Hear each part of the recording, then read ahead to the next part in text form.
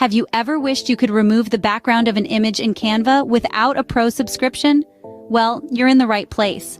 Today, we're unveiling a trick to make this possible quickly and easy, completely free of charge.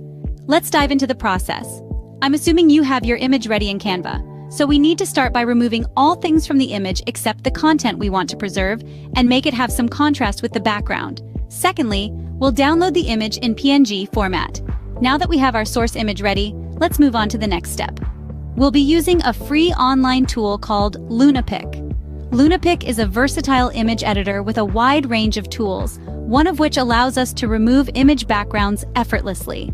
Let's dive into how to make a transparent image step by step. First, upload your image to Lunapic. Once it's uploaded, click in Background Removal Tools link. Select one of the background removal tools. Lunapic will do the heavy work. Once it's done, do some minor tweaks and voila! Your image now has a transparent background as desired. The final step is to download your new image by navigating to the File menu in Lunapic and selecting Save Image. Choose PNG as your format to maintain transparency. Click Save, and there you have it, a Canva image with a transparent background, all for free as promised.